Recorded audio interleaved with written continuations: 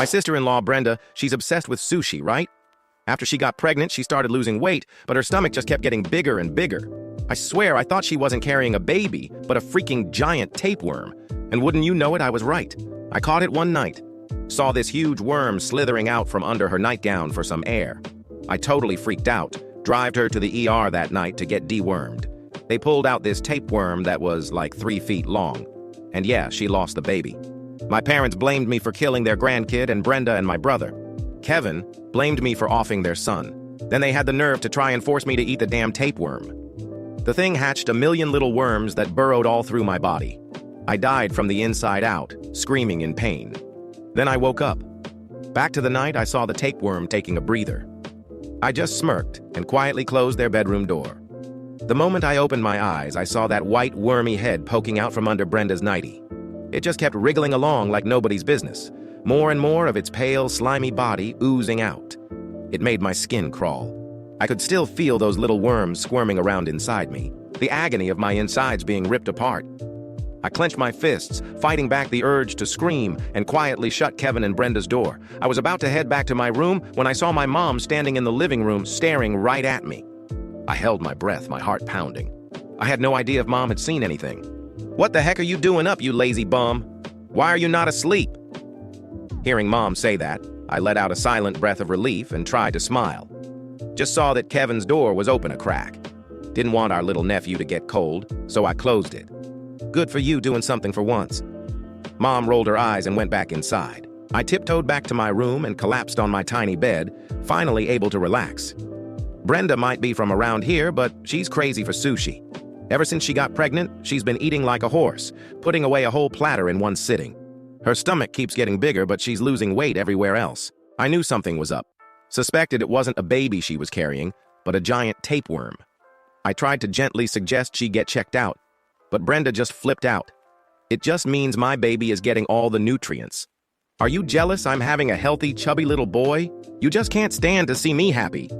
Mom chimed in too, yelling at me and calling me a bad omen, then demanding I give her $50 to buy Brenda more sushi. Then, yeah, I saw the tapeworm crawling out from under her nightgown in the middle of the night. I freaked out, screamed, and dragged her to the hospital to get dewormed. The doctor pulled out this tapeworm that was like 3 feet long, plus a whole bunch of smaller worms. Brenda lost the baby and lost any chance of having another one.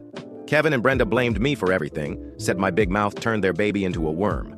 My parents were just as bad, saying I'd killed their grandkid. They grabbed that disgusting tapeworm and tried to force me to swallow it. "You killed my grandson, so you're going to eat it."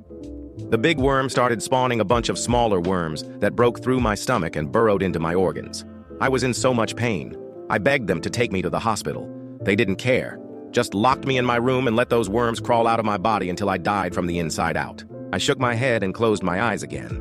If they're so desperate for a son, then maybe they should all have one. First thing in the morning, there was Brenda, with a huge platter of sushi in front of her. She was so skinny, but her stomach, even though she was only 5 months along, looked like she was carrying twins. It was kinda creepy.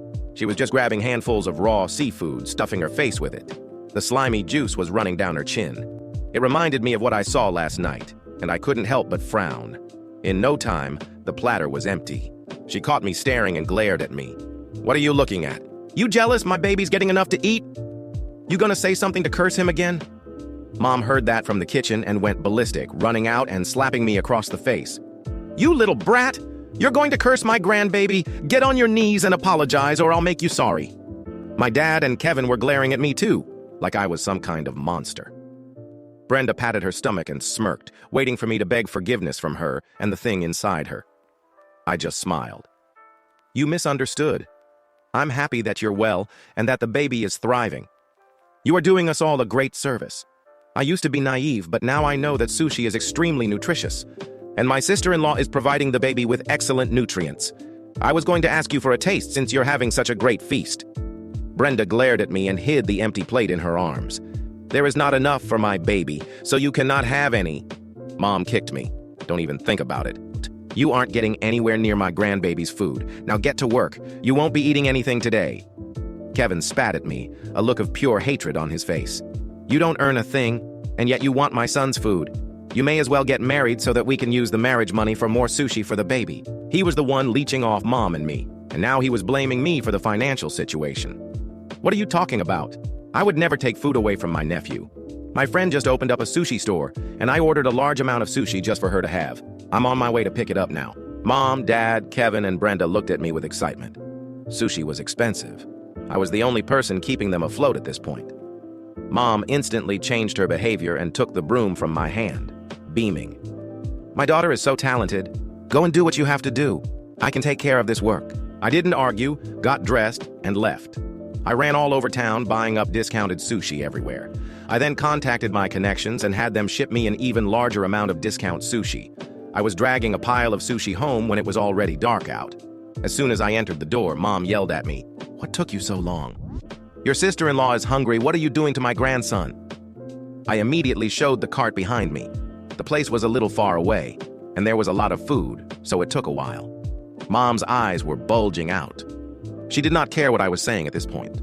I smiled lightly. I made sure to buy a lot so that everyone can have some. Hearing me say that, Mom gulped down her saliva. Sushi was very expensive, and I had seen them long to eat it for a while. Brenda's eyes were glistening behind Mom, to the point where she might try to eat it now. She urged me to do it quicker. "Quick! Do it quick! My son is hungry!"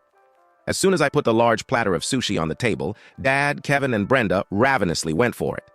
"This is amazing! This is why my son likes it so much. We have a kid who has good taste." Mom pushed through the crowd and glared at me. "Don't just stand there. Keep going. Can't you see that they want to eat?"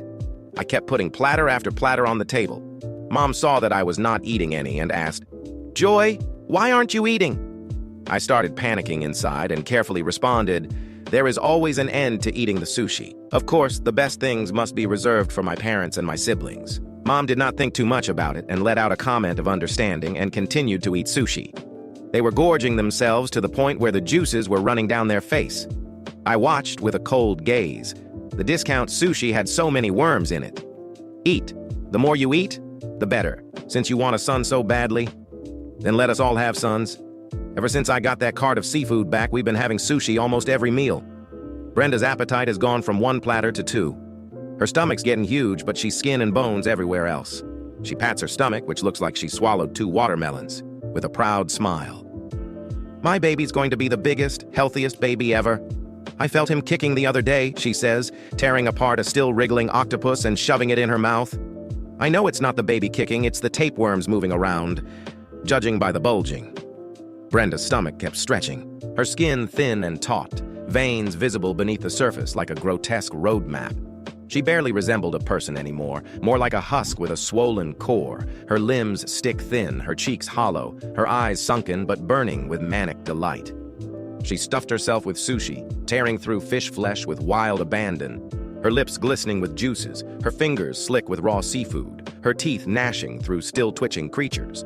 Mom watched her with devotion, hands clasped together as if witnessing a sacred ritual, whispering praise under her breath about how Brenda was nurturing their precious grandson. Kevin sat beside her, eating with almost as much fervor, though his movements lacked the feverish energy of his wife.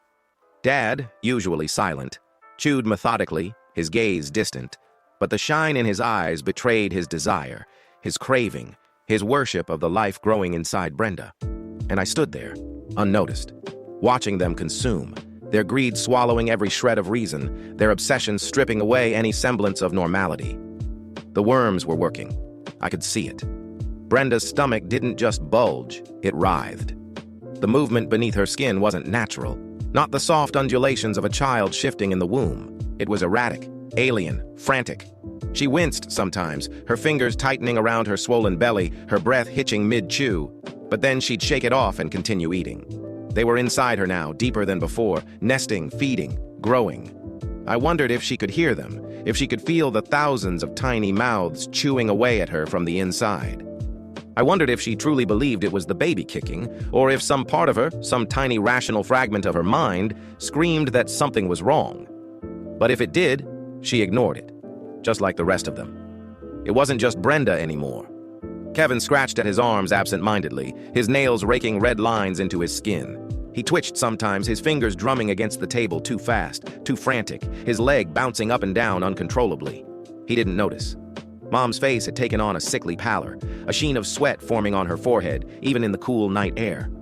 Dad coughed into his hand, rubbing his stomach as if something was gnawing at his insides. But they kept eating. They never stopped eating. The house reeked of it now. Raw fish, stale seaweed, the metallic tang of roe, the faintest underlying scent of rot. It clung to the walls, to the furniture, to my clothes, to my skin. Even when I wasn't home, I could smell it, could taste it in the back of my throat. I didn't eat anymore. I couldn't. The thought of swallowing even a bite of food from that house made my stomach churn. But I smiled. I played my part. I brought home more sushi day after day, platter after platter, and they devoured it like starving animals, never questioning, never stopping. Then the noises started. Late at night, when the house was still, I would hear them. A wet, slithering sound, faint but constant. A soft, rhythmic squelching, like something shifting through damp earth. At first, I thought it was just in my head, the memory of that first night looping in my mind, haunting me. But then I saw it. Brenda's door was open just a crack. I hadn't even meant to look, but my eyes were drawn to it, to the dim glow spilling out into the hallway. And then, from the shadows of the room, something moved. A pale, glistening tendril, thick and segmented, sliding down from the bed and onto the floor with a slow, deliberate wriggle. My breath hitched. My body locked up. I wanted to run, wanted to turn away, wanted to pretend I hadn't seen, but I couldn't. I could only watch as more and more of it oozed out, impossibly long, impossibly thick, disappearing beneath the bed, as if searching for something. Then Brenda groaned, shifting in her sleep, and the thing snapped back, retreating with a sudden fluid motion, vanishing beneath the covers. I stepped back, slowly, carefully, my hands clammy, my pulse a deafening roar in my ears. I forced myself to keep my breathing steady. If I made a sound, if I gave myself away, I didn't know what would happen. I didn't want to know. Back in my room, I locked the door. For the first time in weeks, I felt afraid. Not the quiet, simmering disgust I'd grown used to, not the cold satisfaction of watching my plan unfold. This was different. This was real, primal fear. Because I had done this. I had set something in motion that I no longer understood, something beyond my control. The next morning, Brenda was different. She barely moved from her chair, her arms wrapped protectively around her massive stomach, her breathing shallow. Her skin looked stretched to its limit, as if one wrong move would split it open. Her lips were dry, cracked, but she still ate, shoveling sushi into her mouth with trembling fingers.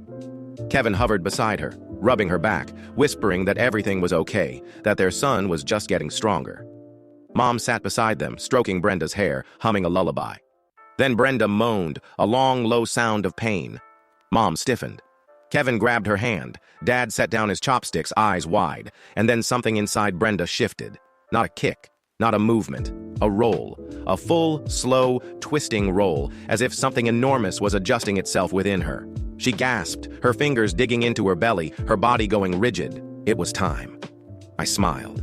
Brenda's breath hitched as her fingers pressed against the taut, overstretched skin of her belly, her nails digging in as if she could hold whatever was inside her back. Her lips trembled. Her teeth clenched as another deep rolling shift twisted beneath the surface, slow and deliberate. Something thick and sinuous pressing outward as if testing the boundaries of its confinement. Kevin gripped her hand tightly, whispering reassurances, his voice cracked and trembling. But his eyes were wide, bloodshot, darting between Brenda's swollen stomach and her face, searching for answers, for control, for something he could understand. But there was nothing to understand. Not anymore.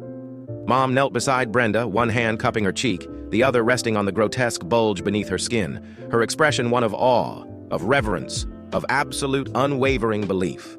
"It's time," she whispered, her voice soft, almost giddy, and Kevin nodded, swallowing hard, his grip tightening around Brenda's limp fingers. Dad stood behind them, his face pale, lined with exhaustion and something else. Dread, maybe, or a dawning realization that this was beyond anything any of them had prepared for, but he didn't move. None of them did. They just stared, waiting, watching, as Brenda's body tensed again, a deep, wet, gurgling sound rising from inside her, her stomach convulsing violently, like something inside was thrashing, pushing, desperate to be free. I stood at the doorway, silent, unnoticed, my hands cold, my breath shallow. This was what I had been waiting for, what I had set into motion. But now, standing there, watching it unfold, I felt something I hadn't expected. Doubt. Not regret, not fear, just doubt. creeping into the edges of my mind like a whisper, like an itch I couldn't scratch. Had I underestimated this? Had I miscalculated? The plan had been simple. They wanted their son so badly, so desperately, so blindly that they had ignored every warning sign, every logical thought, every instinct that should have told them something was wrong. And I had given them exactly what they wanted. But now, seeing Brenda like this, her body reduced to a vessel, a thing that barely resembled a person anymore, something inside me wavered. Not enough to stop me, not enough to make me step forward and intervene, just enough to remind me that I was still human. For now. Brenda sucked in a sharp breath, her body shuddering violently, her hands gripping the arms of the chair so tightly her knuckles turned white. A sudden wetness spread beneath her, dark and thick, soaking into the fabric, pooling onto the floor, and for a moment, no one spoke, no one moved. Then Brenda screamed, a raw, guttural sound that sent a chill down my spine, her head snapping back, her spine arching unnaturally as her stomach twisted, bulged, rippled. Something was moving inside her, something huge, something alive, pressing against the surface like it was ready to split her open from the inside. Kevin was crying now, his hands hovering over Brenda's stomach like he wanted to help, like he could do anything at all. But there was nothing left to do but wait. Mom was whispering frantically under her breath. Prayers, pleas, praises, her hands still pressed to Brenda's convulsing belly, as if she could guide whatever was coming into the world with sheer devotion alone. Dad took a step back, shaking his head, his breathing shallow, his eyes locked onto the thing beneath Brenda's skin with a look of dawning horror. He was the first to see it, the first to finally truly understand. Brenda let out another scream, her body jerking violently, her stomach distending outward in an unnatural, horrifying bulge, the skin stretching impossibly thin, almost translucent. And then it split. A deep, wet tear, flesh parting like overripe fruit, something dark and glistening pushing through, writhing, twisting, coated in thick, mucus-like fluid. Brenda gasped, her entire body convulsing, her eyes rolling back. But she wasn't dead. Not yet. Her hands twitched, fingers curling weakly, her breath coming in ragged, uneven bursts as the thing inside her forced its way out, inch by inch, foot by foot, a long, pale, segmented body slithering free, glistening under the dim light, its flesh pulsating, writhing, its movements deliberate, hungry. Kevin made a sound, something between a sob and a scream, but he didn't move. None of them did. They just watched as it kept coming. An endless, undulating mass of pale, slimy flesh unfurling from Brenda's ruined body, pooling onto the floor in thick, coiling loops. It was enormous, bigger than it should have been, bigger than anything that should have been able to fit inside her, and yet it kept coming. Brenda's body sagged, her head lolling to the side, her lips parted, a faint, wet gurgle slipping from her throat. She was barely conscious now, barely holding on, but her hands still clutched weakly at her stomach, as if trying to hold herself together, as if she still believed, even now, that this thing was her child. Mom reached out, trembling, tears streaming down her face, her lips forming silent words, praises, prayers, adoration. "My grandson," she whispered, her voice thick with emotion, with reverence, with something deeper, something darker, something I couldn't quite name. And then the thing turned its head, a slow, deliberate movement, its pale, featureless face shifting toward her, toward Kevin, toward Dad, toward me. And for the first time since this began, I saw it, truly saw it. Not just a parasite, not just a consequence of their greed. Something else, something older, something hungry. It knew. It had always known, and it was smiling. Kevin was shaking, his whole body trembling as he stared at the thing sprawled across the blood-soaked floor, its pale, pulsing body writhing in slow, deliberate undulations. It was long, far longer than anything that should have fit inside Brenda, its thick, segmented form stretching across the living room, curling around the legs of the chairs, the table, leaving behind a slick, glistening trail. Mom was still crying, but it wasn't fear in her eyes. Not horror, not even shock. Just pure, unwavering devotion, like she was staring at something holy, something divine. She reached out again, her fingertips barely brushing against the slick, pulsing flesh, her breath hitching as if she had just touched something sacred. "My grandson," she whispered again, voice breaking, filled with something too close to worship. I didn't move. I barely breathed. My hands were clenched at my sides, nails digging into my palms so hard they might have drawn blood, but the pain kept me grounded, kept me from slipping into the same delirium that had overtaken them.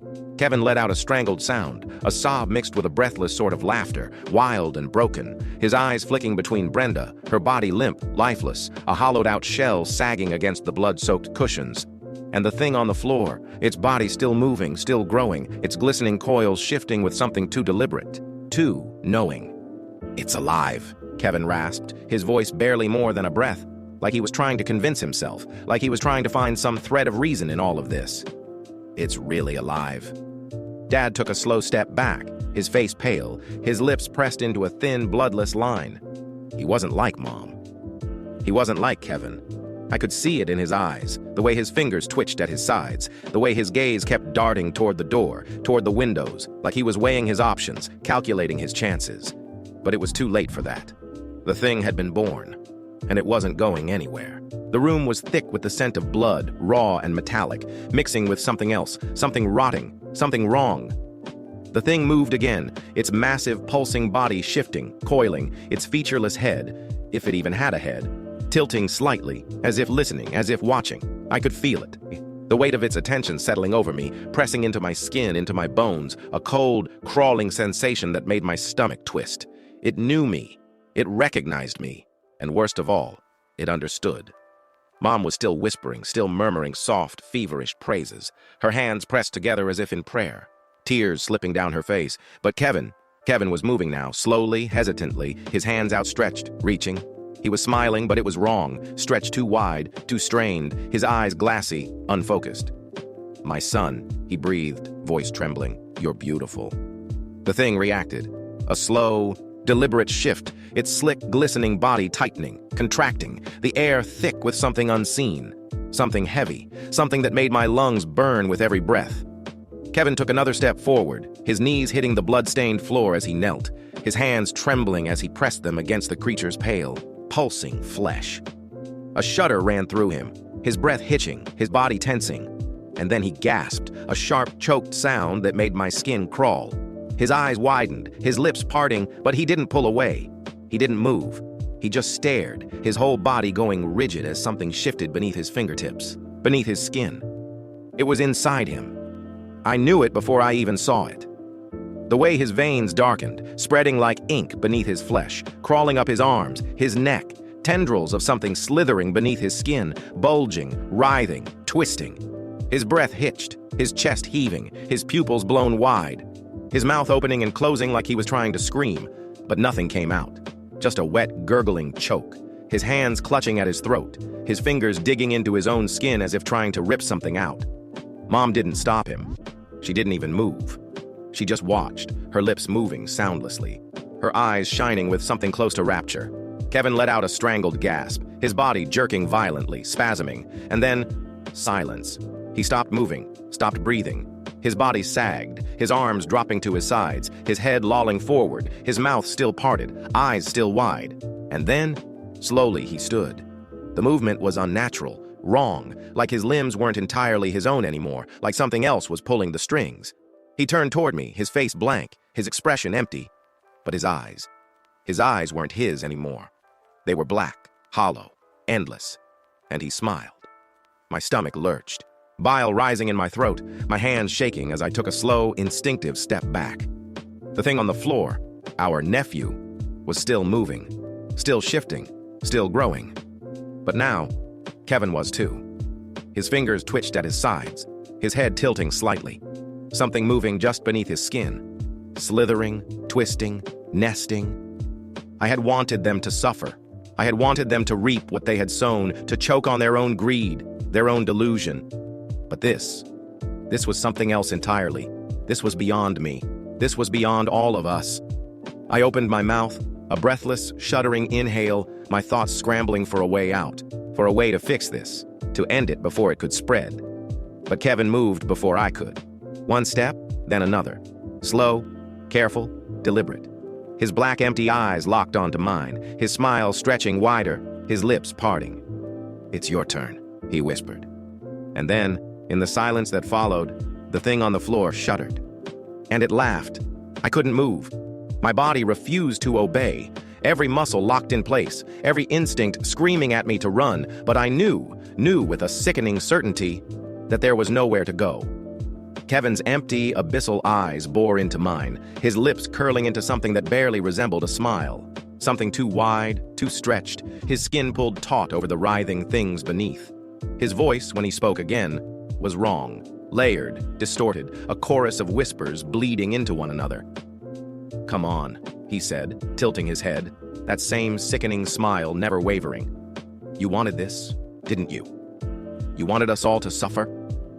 His words slithered into my ears, wrapping around my thoughts, tightening, constricting. The thing on the floor was still laughing, its wet, gurgling voice echoing through the room, the air thick with the scent of rot and raw flesh.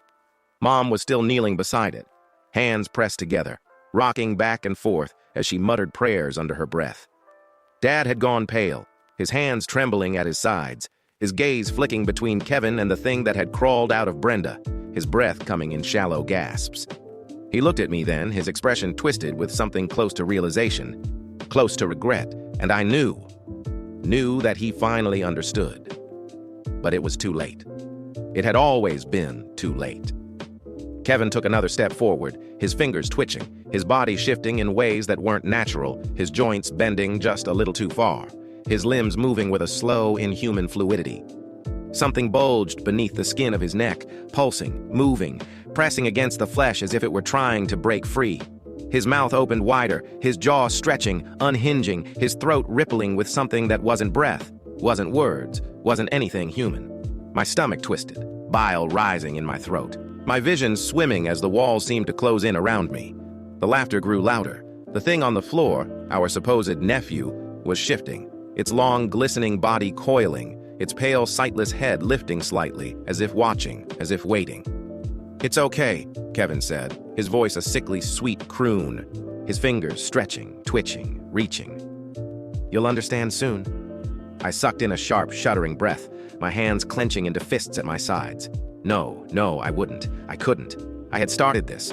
I had wanted them to suffer, but I hadn't meant for this. I hadn't wanted this. My feet finally obeyed, jerking me backward, my breath coming in ragged gasps as I stumbled, my heart pounding so violently it felt like it was trying to tear itself free from my chest.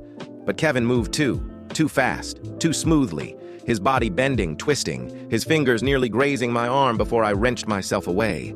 "Where are you going?" he whispered, his blackened eyes gleaming. "Don't you want to see what comes next?" My stomach lurched. I turned, bolted, the house blurred around me, the walls warping, shifting, pulsing as if alive, as if breathing. The air was thick, heavy, pressing against my skin like something tangible, something sentient. The floor seemed to shift beneath me, every step unsteady, every breath labored. I heard them behind me, Kevin's slow, deliberate footsteps, the wet slithering of the thing on the floor, my mother's whispered prayers growing louder, more feverish. The front door, just a few more steps. I lunged for it, my fingers wrapping around the handle, twisting, yanking, locked. My breath hitched, panic clawing at my throat, my pulse hammering as I fumbled, as I yanked, as I slammed my shoulder against the wood, desperate, frantic. A hand, cold, clammy, closed around my wrist. My scream caught in my throat as I was wrenched backward, my body colliding with something solid, something wrong, something that shouldn't have been there. "You're part of this too," Kevin breathed against my ear, his grip tightening, his fingers digging into my skin, his nails pressing hard enough to draw blood. "You brought us here." His other hand rose, slow, deliberate, his fingers twitching, something moving beneath the flesh, something pressing outward, writhing, pulsing. "Let me show you!" I thrashed, twisting, jerking, my free hand swinging wildly, my fist colliding with his jaw. It didn't do anything. It didn't even faze him. His grip didn't loosen. His expression didn't change. If anything, his smile only widened. The thing inside him, inside all of them, was growing stronger. I could feel it, a pulse in the air, a vibration beneath my skin, something ancient, something hungry. The house groaned around us, the walls shifting, the air thick with the scent of decay. My vision blurred, spots dancing across my eyes, my limbs growing heavy, my thoughts sluggish, fragmented. No, I had to fight. I had to get out. I wrenched my wrist free with a desperate final yank, stumbling backward, gasping, my chest heaving as I turned, as I bolted down the hallway. The laughter followed. The whispers slithered along the walls, through the floors, through my bones. The doors around me shuddered, the windows warping, the shadows stretching. My room. I could make it to my room. I didn't know what good it would do, didn't know if I had any chance at all, but it was something. It was a barrier. It was space between me and them. I slammed the door shut behind me, my breath ragged, my heart a wild drumbeat against my ribs. The room felt different. The air was thick, humming with something unseen, something waiting. My bed, my dresser, my desk, they were all still there, but they were wrong. Distorted, shifting at the edges. Like the walls of reality were bleeding into something else. I pressed my back against the door, my fingers curling around the handle, my knuckles white with the force of my grip. The whispers were outside, just beyond the wood, growing louder, pressing against the barrier. "You can't run forever," Kevin's voice purred, a sickly, lilting melody. "You're part of this, Joy. We all are." The thing in the living room laughed again, its voice echoing, reverberating through the walls, through the floor, through my skin. I clenched my jaw, my breath shuddering, my mind racing, searching for something, anything. But then, everything went silent. The air stilled. The whispers stopped. My heart pounded, my ears straining, the silence stretching, growing, thickening, and then a soft creak. My blood ran cold. I turned my head slowly, dread pooling in my stomach. The closet door, just a few feet away, was open. Just a crack. And something inside was breathing. The breath from inside the closet was slow, wet, deliberate. A sickening inhale, thick and gurgling, followed by a rattling exhale that made my skin crawl. My fingers clenched tighter around the doorknob behind me, my whole body pressed against the wood as if I could somehow fuse with it, disappear into it. But I couldn't move. I couldn't even blink. My pulse pounded against my skull, every beat echoing like a warning, a countdown. Whatever was in there, whatever was waiting, was aware of me. The space between us was suffocating, charged with something I didn't understand, something ancient and watching. Then slowly, the closet door creaked open a little more. My breath hitched. A sliver of darkness yawned wider, swallowing the dim light from my room, the shadows shifting, writhing, taking shape. I couldn't see what was inside, not yet, but I could hear it. The quiet, slick movement of something damp, something heavy, something dragging itself closer. And then, fingers. Pale, too long, too thin, curling around the edge of the door. My stomach twisted violently, my vision swam, bile rising in my throat as a second hand followed, pressing against the wood, trembling slightly as if testing its own existence. The fingers twitched, stretching, the skin rippling, shifting. They weren't hands. Not really. Not anymore. The flesh pulsed, the veins beneath the surface bulging, writhing, something moving, something alive inside them. My breath was coming too fast, too shallow. My mind screamed at me to run, to move, to do anything. But my body refused to obey. I was frozen, trapped in place by the sheer, overwhelming presence of whatever was in that closet, whatever had been waiting. The breathing from within grew heavier, more labored, a rattling sound that sent shivers racing down my spine. And then, slowly, painfully, it began to emerge. At first, it was just the hands dragging the rest of it forward, the body slithering into the dim light, inch by inch. Its skin was pale, stretched too thin over a frame that was all wrong, too elongated, too angular, the bones jutting at unnatural angles. Its head tilted slightly as it moved, a slow, deliberate motion, as if studying me, as if savoring the moment. And then, finally, its face came into view. My breath caught in my throat. It was me. My own face stared back at me, warped, distorted. The features stretched into something just slightly off, something that wasn't quite human.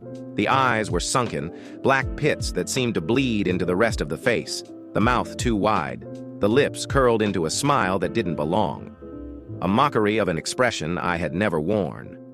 The thing, my reflection, my other, my wrongness, grinned wider, the skin around its mouth splitting slightly, revealing something slick, dark, shifting just beneath the surface.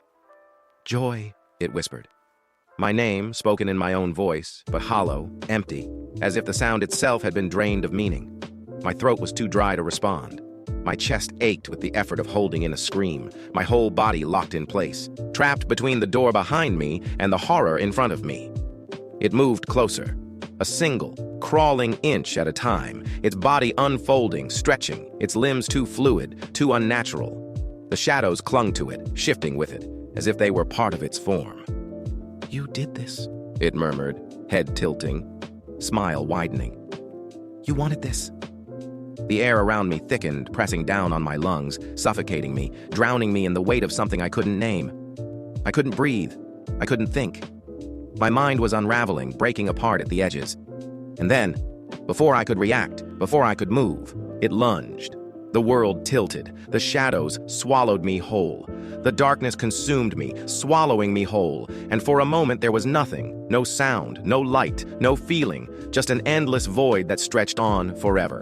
I couldn't tell if I was falling or floating, if I even had a body anymore. My thoughts felt distant, disconnected, unraveling like threads in an endless abyss. Then, suddenly, the void shattered. I was back in the house, in the dim, flickering light of the kitchen, the smell of raw fish thick in the air, clinging to my skin like something alive. The table was covered in platters of sushi, the glossy sheen of fresh seafood reflecting in the weak glow of the overhead light. Mom, Dad, Kevin, and Brenda were seated, their hands moving mechanically, stuffing piece after piece into their mouths, chewing with slow, deliberate movements. Their eyes were hollow, unfocused, their skin pale and stretched thin over their bones. Brenda's stomach was massive now, grotesquely swollen, the skin stretched so tight that I could see the faint outline of something shifting beneath it.